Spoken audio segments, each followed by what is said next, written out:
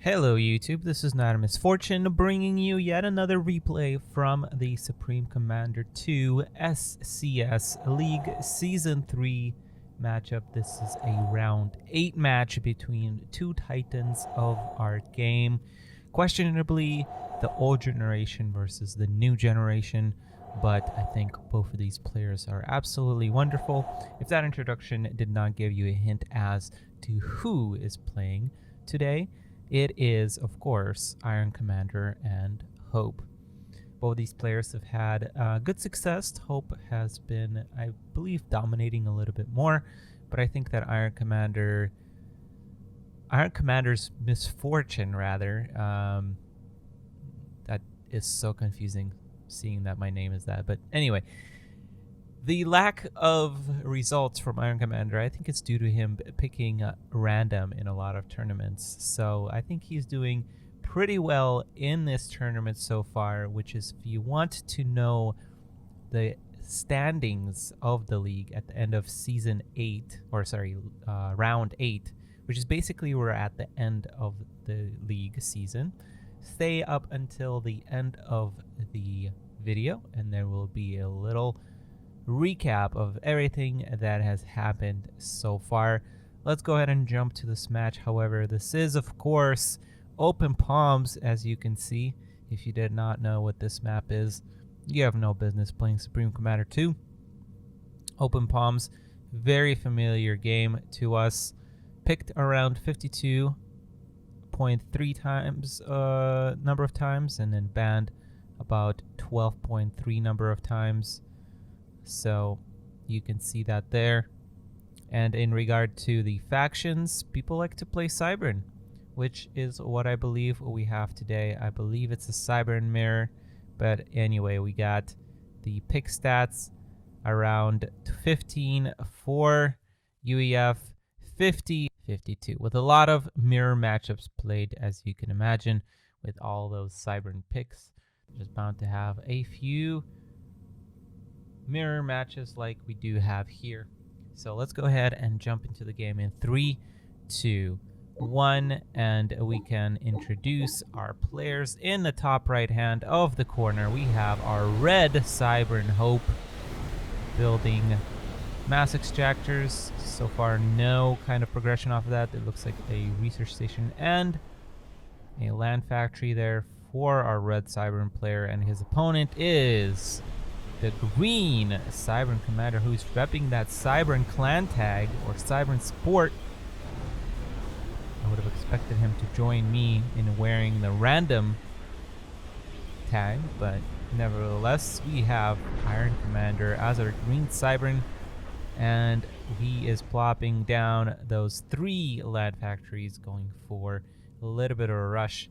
He does this more than infrequently. More than some, I would say. And looks like he's going to be sending his bots in his usual fashion. Our Hope should be expecting this. I think this is a very, very standard thing to do for Iron Commander. Now, I forgot to check if he actually pulled random. I believe he actually picked Cybern this time.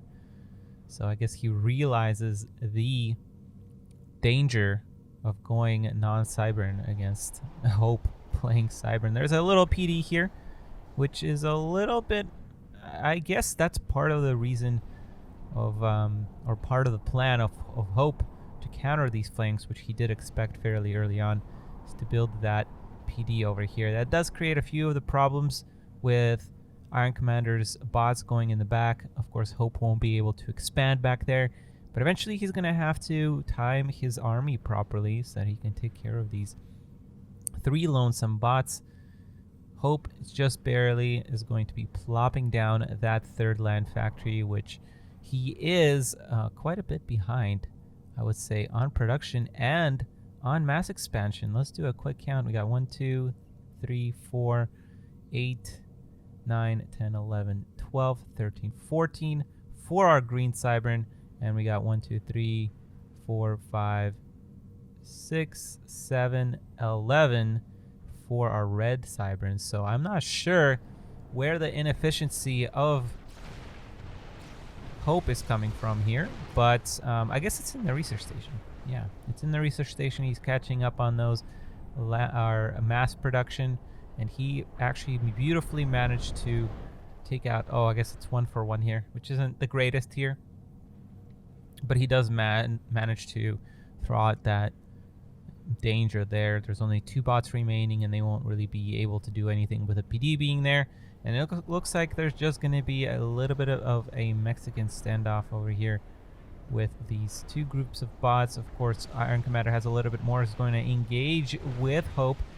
Lots of bots falling down for Hope, and oh, actually 2 falling down for Iron Commander as well. It's fairly equal trades there. Those 2 bots keep dancing around the back pocket of Hope, and Iron Commander is expanding like crazy, building his, looks like he has 9 land factories queued up. There's an under engagement as Hope backs up. He has no interest in engaging beyond his base here. There's 2 more bots fall for Iron Commander. He's going to try and snipe a energy generator and a little bit off help off that ACU of Hope. Nice little engagement, catching Hope off guard. He must have been doing something else at the time, probably trying to catch these 2 bots in the back. So it's always a good thing to keep your opponent aware, keep your opponent honest as to what is going on, because if he makes just one mistake, it can be very, very brutal, especially if you're playing Cybern. Your bots are extremely quick, and of course a miss micro or a mispositioning can be quite a big deal. Now we do see a little bit more units starting to pull down here for Iron Commander. He has a whole 3, 4, 5, I think, factories on top of what Hope has. Hope is trying to get those research generators, no doubt, for a megalith. So we will see if Iron can do enough damage here before those megaliths pop out, or maybe even a nanogun. A nanogun is not such a bad idea here. There's a point defense here. I think Iron Commander is realizing this, building some Cobras. Cobras are coming out.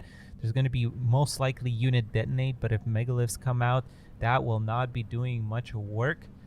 Apologies if you've heard my phone go off there. Yep, there is a megalith indeed. That is one of the choices, and I think probably a little bit of a better one. I'm always hesitant to go towards nanogun, but some players are very effective in the way they utilize nanogun, especially the timing of it. So that can definitely be useful. We see Iron Commander's forces finally making their way down here. Going to snipe off 1 mass extractor. That point defense is not going to be able to do much. There's Brackman in both fields here, taking shots from each other. No micro whatsoever. Iron Commander's forces are getting demolished by those Brackman. What is he doing over here? Probably microing the forces up top. And it's, curiously enough, Hope has kind of mismicroed his forces up top. Nice split of those Cobras, and his main force is going to allow him to harass. But he missed micros here, and Hope manages to catch those Cobras, although no Cobras managed to go down. That is crazy. That megalith is 75% done. And once that megalith pops out, Iron Commander will have to push back, so he has to find that little bit of damage here remaining. Let's see if there are jump jets to try and get out of here.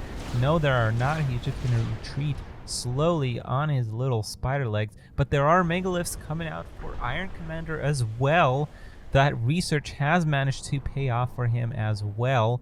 And now we have a pretty big beast of Iron Commander who has quite a bit of an economical advantage here.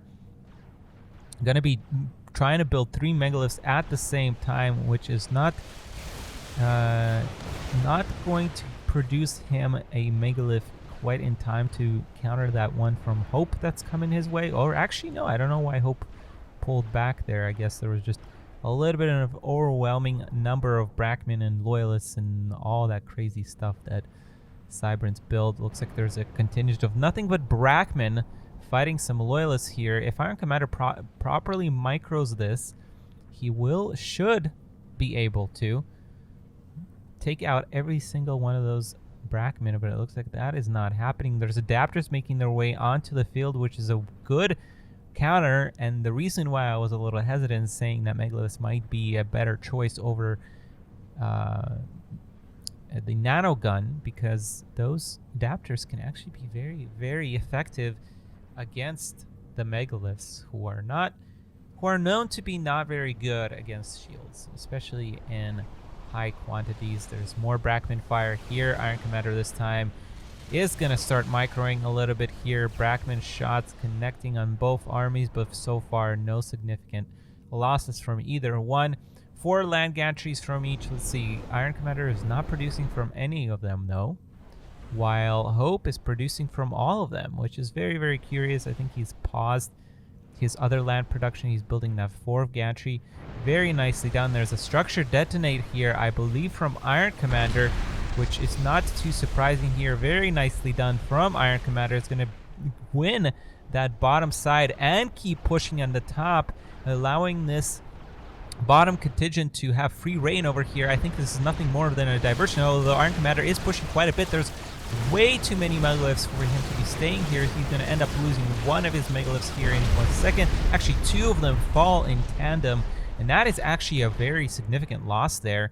I would have used these more of a distraction, keeping them just outside the range of these megaliths and keeping Hope's megaliths out off this army in the bottom, but now he's going to lose even this bottom army without even properly microing them. And that is actually, even though there was a beautiful unit detonate there, that is actually very much a win for Hope. And the longer this game goes, the better it is for Hope, because now those research stations are beginning to kick in even more. The damage output from Iron Commander has decreased quite a bit, so that does not generate him any more research points. There are 3 research generators there from Iron. However, there's 4 from Hope that would have been out a little bit longer, and of course now he's beginning to pick off a lot of army, and now probably this bottom base as well, as there's no megalith that is going to be coming out of here in quite some time. There is a Cicada though coming out. Let's see if there's a Cicada. There is a Cicada from Hope, and that is a lot of megaliths, friends. That is a lot that 1 Cicada and 2 megaliths will not be able to stop unless there's just some crazy micro that's going to happen. There's looks like jump jets were upgraded on those land units, and that megalith is taking fire from the megaliths, even though it is cloaked, because that Cicada is behind the megalith. It's going to take some damage here. These megaliths are about halfway, oh no, 75% of the way done. Let's see if there's a structure detonate. Structure detonate would actually be very good here for Iron Commander. He really needs to realize this. That could save his bottom base here. That megalith, however, is not going to come out in time and is not canceled. He's probably microing here at the top. And actually, Hope somehow managed to lose a lot of his megaliths here. He's only down to 3, while Iron Commander still has 4. 5, he had 5, he loses 2 very quickly though. He's gonna lose another one here. Man, this is very, very back and forth, although those megaliths are out of range here. Oh, the Cicada, although Hope is backing up. That Cicada is gonna go down, and that is actually, oh my god. No, it is not. Made it out with about 600 health there. That is quite insane. And that has tipped the advantage back towards Iron Commander. However, we do see those 2 megaliths finally making their way down here. Gonna take out a vetted mass extractor or not. I keep getting stuff wrong, but these players are not really targeting down any high value targets here. Instead, splitting his fire between 2 vetted mass extractors and a land factory.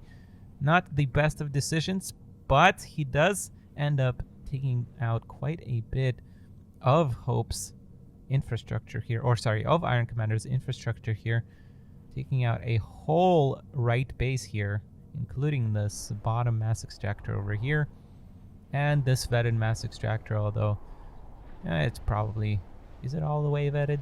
Probably was all the way vetted. We are at 22 minutes, folks, and seldomly do games make it this far. And if they do, it means the game has been amazing. And indeed, we do so here as well. We see kind of a contrasting approach to this game, with Iron Commander counting on that early aggression and then catching up in research and everything else mid-game, while Hope has gone really that rush towards megaliths. It wasn't quite a rush, but it was a little bit of a slower start for him. and managing to defend just enough, of course, to get those megaliths out a little early.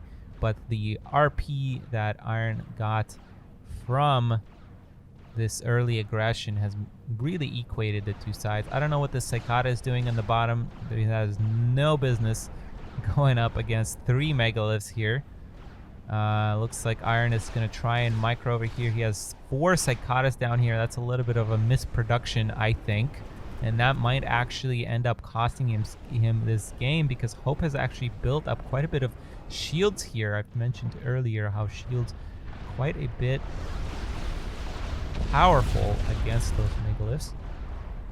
And there's nothing here on the bottom that can quite counter these megaliths. There's 3 megaliths making their way down. This Cicada is almost dead though, so there needs to be very nice target fire from both players here to try and win down here. But it looks like, yeah, Iron is sending just enough over here, probably more than just enough, and Hope, realizing this, does the correct thing and tries to send these megaliths in the other direction. Of course, they're having a little bit of pathing issues here and gonna end up getting picked off. Although Iron is gonna lose one of his megaliths, does not quite micro it in time, and that is actually a pretty big deal. Here, every megalith counts, especially because he has misproduced a little bit of his own. There is now missile launchers, which indicates that there is a nuke somewhere. Yep, there is indeed a nuclear missile silo out on the field. Curiously enough, neither one of these players has gone for artillery structures, which is a very interesting choice. Looks like there's another engagement here on the bottom. Iron Commander is going to try and push out. This Cicada is not being microed at all. This is very poor control from Iron Commander, but manages to engage here, take out 1 megalith, but there are simply way too many megaliths, and they're protected by another Cicada.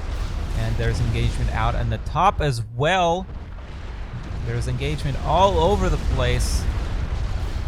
Looks like Hope definitely won the bottom. There's just so many shields here. Hope doing a wonderful job microing everywhere on the map, which is gonna lead to Iron losing most of his force here. There's still Cicadas for Hope. Somehow there's a 4 Cicada advantage from Iron that just disappeared. Now he has nothing left down there. That those loyalists are focusing down the Cicada of all things. Should be focusing down the megaliths probably here. There we go. Wow, those hardened shells are really, really good. If he only started focusing that megalith, he might have actually picked it off, and maybe picked off the Cicada as well, but continues to split fire here. That is not good for Iron. Just a little bit weak here, and there was a nuclear missile launch very well placed by Hope, taking out a lot of Iron's megaliths over here. A lot of land forces. There's a bomb bouncer making its way out, which I truly don't know what was for. Is he expecting maybe an air snipe? There's no indication of that, however, and now there's a little bit of a pincer movement where Iron is just going to get crushed on both sides, unfortunately for him, and it looks like Iron Commander is going to indeed GG here and tap out of game 1. What a game it has been. Just a little bit over half an hour of a replay, and that is truly incredible. Iron Commander just not managing to really move past that middle game in an efficient way, but I think it was a very interesting fight, and a lot can be learned from this, especially by newer players, to see how exactly you can play in various different styles and have a relatively same outcome until the end, where macro does not fall off. Macro and micro do not fall off in their importance, but instead get even more important.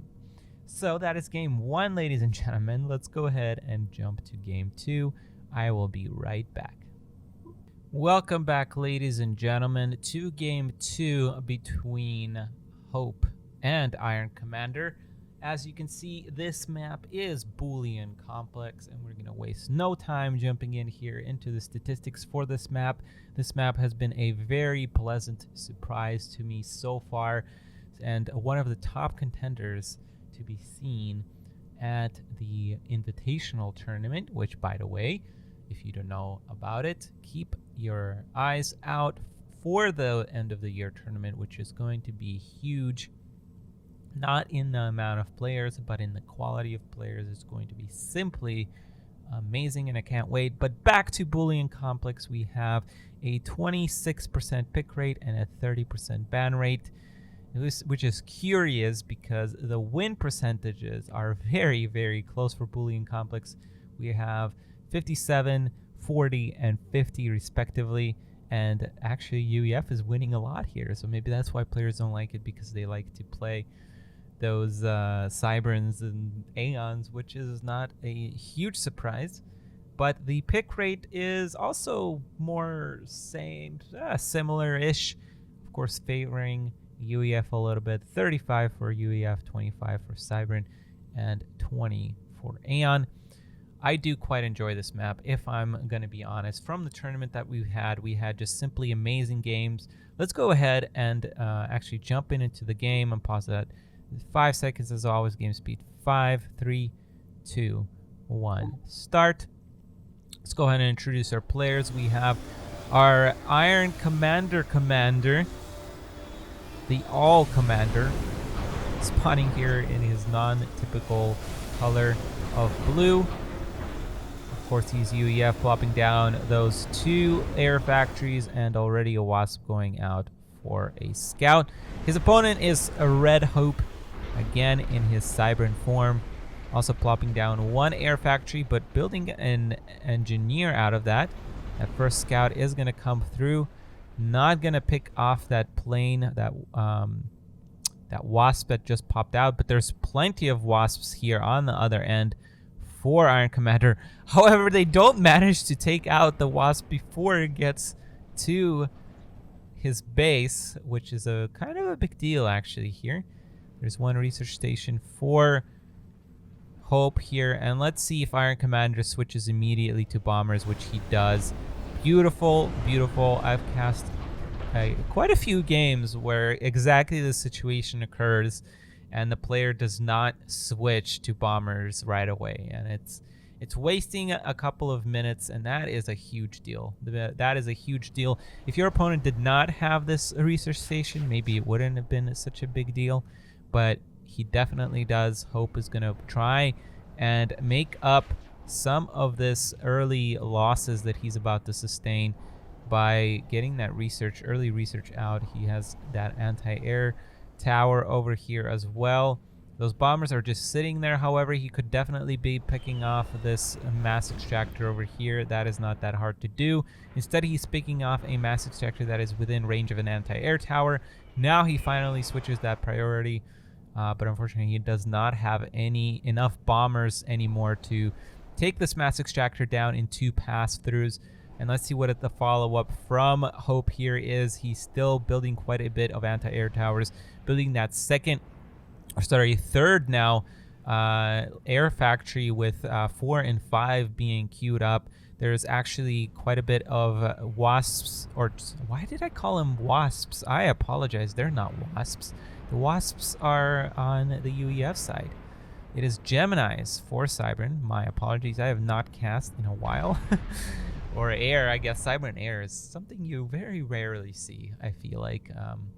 There's a few maps that you can see them quite frequently, but and this is definitely one of them, but you don't normally see Wasps because Cybern doesn't very often go air. And I apologize, I haven't noted, but I think I've pointed it out on the screen that Hope has actually won the air, which is something of a very possible danger faced when you switch bombers. So I've commended Iron for switching bombers, but there had to have been a follow-up to it to scout what Hope was going to do off the backbone of his start.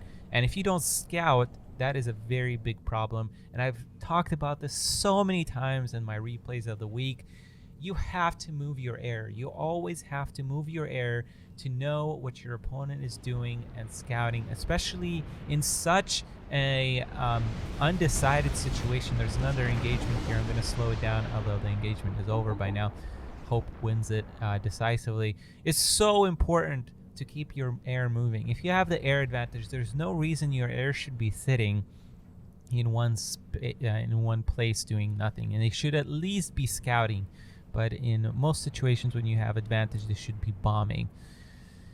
And the wasps that you have especially should be moving around and scouting. And if he did that, I think you would have noted Hope building quite a bit of air factories, and maybe would restart his air production. Now at this point, it's not really a huge issue in terms of the amount of Geminis that Hope has amassed. It's really a problem in the starts, because again, you've seen Hope start out with that research station. I think he might have another one somewhere here. Yeah, he has 2 by the looks of it so far. So that gives him quite a bit of an advantage going into that late game. And that is why it's so important to do some damage early on when you're starting out this spam, which is effectively, we had game 1 start out in spam of land and game 2 spam of air. So we have a very nice variety. I think the series, however it ends, was just absolutely brilliant in terms of the variety of play and the complexity of play, and in terms of analyzing this for you guys. I think there's a lot to learn in terms of strategy and little nuances of exactly what you should be doing in situations like this. And hopefully some of the things that I am saying make sense to you, and you will be able to learn from it. Now, Iron did transition a little bit into ground forces. He does have those P-shields, so that will be quite a bit of a dangerous follow-up. But I'm beginning to grow a little bit concerned about the possibility of a snipe here. Hope is still amassing those Geminis over here, and it's not quite to a concerning level, but if Iron moves out, that is a big concern here, and that does leave the commander for our blue player wide in the open for a snipe here. And of course, there isn't enough ground firing units here either. There's quite a bit of loyalists actually right here. Iron Commander really needs to start building some ground firing units. Demolishers are actually perfect in this situation. We just need to see a little bit more of them. There's been an upgrade on these loyalists. I don't know if it was shields, or maybe it was nope, it was jump jets. That was what I was suspecting here. There's a jump jet straight onto the commander of Iron, and Iron is just melting away. Those P-shields are completely out of position. So is that commander, and that is a quick ending to a game 2. Beautifully played by Hope, showing off that your skill, not only in macro, but your knowledge of the game, is extremely important. And he made it look easy here in these 2 games, but be rest assured that Iron Commander is one of the greatest players this game has ever seen. In some ways, even better than Hope, but recently, of course, Hope has been dominating, and Iron Commander just came back. So let's not give him too much of a hard time. Let's instead praise him for his position. I apologize, so you're probably seeing the screen blink a little bit, and that's my apologies. But let's give him some praise for the position he is currently taking as of round 8. So at the end of this round, which this match was for, Iron Commander was in 4th place above Fox Tremelin, based on those matches played, of course, which is an important part of the league. And you gotta play your matches, or else, of course, you risk all sorts of things, but including your rank. And of course, at the top, we see Hope, who's played 5 matches, hasn't dropped a single map so far in this league season, and followed closely behind by Osmos, Magenra, and then Iron Commander, and Fox out of the top 4. Did you guys suspect this? I surely didn't. That is absolutely crazy. I think the top 4 that would have made sense for me probably be Hope, Osmos, Iron, and Fox here. But Magenra has been playing very solidly throughout this whole SCS season. and still remains our #1 player in the SCS rankings themselves. But of course, here it's a much different story. And then of course we have Rainbows, Jaywix, Fortuna, and Vanity forever chasing those top 4 spots, and Vanity in spot 9, which always just surprises me.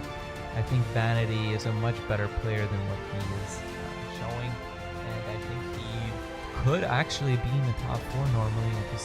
He doesn't play enough. As you can see, only 4 matches played. He doesn't win quite enough of those games. If he does play, he ties quite a bit. But otherwise, he's a very solid player, which brings me to say how insanely stacked this particular league season has been. And I noted this in my last video that I say this quite frequently, but not frequently enough, I think, because it is absolutely well, no, I actually do say it frequently, but it's truly evident in this league season because we have just absolutely great lineup of players. The only one we're missing here is Alpha X, the only person who we're truly missing here, and then it would be basically the top of the top, the creme de la creme of the Supreme Commander 2 community. These players are absolutely the best players for sure right now, and if not ever. I think Hope and Hope and Fox are definitely making a great case for being the greatest of all time. On the level of Polar Bear, I think if Fox ends up winning the Invitational, it will for sure contest him with Polar Bear. Of course, a lot of people will not like what I just said, but it's simply the truth, and I won't go into too much details or too much more because there's so many games left remaining in this season and in the tournament and an invitational, so speculation is not the best course of action here. But for now, I want to leave off with reminding you to sign up for the Serpents Open Fall Tournament, which the deadline, I believe, is 11th of October. No, 11th of November. Could be wrong in that. Double make sure. Everything is in the Discords, as well as, actually, I will put it in the bottom of this video. So go ahead and sign up for that. It's always a good time. Even if you haven't played in those before, just sign up for a good time. There's going to be prizes as normal, and participation prizes rather, as well as, you know, the prizes for finishing well. And it's just a good weekend to enjoy. We have some other games planned for the weekend, so make sure to take part in that. As far as for my videos, I know I haven't been making a whole lot of them. Like I said last time, I really want to make my videos the best that I can and the most quality and not necessarily quantity. So I hope that you enjoyed the videos that I do put out, and I will do my best to bring you a couple of more of these replays from the league, what is remaining. And then of course I'm going to be live streaming the playoff for the league on my Twitch channel, so go ahead and check that out. And if you want to contribute to the work that I do here, please do visit on my Patreon or contact me, and you can contribute that way. But the minimum that I would love you to do is to like and comment on this video, and of course subscribe to my channel if you haven't done so already. Thank you very much, everybody, for watching. I hope you've enjoyed this video, and I hope that you have a lot of hopes, but I hope that you have a very, very good day or night wherever you are and whenever you are watching this. Thank you, and good day.